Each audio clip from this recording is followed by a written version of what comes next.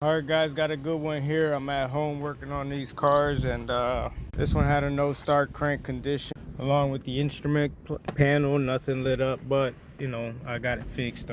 So that was easy enough to find.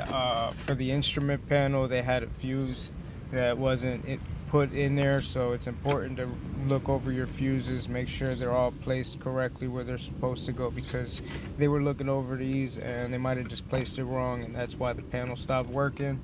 But now I have a no start.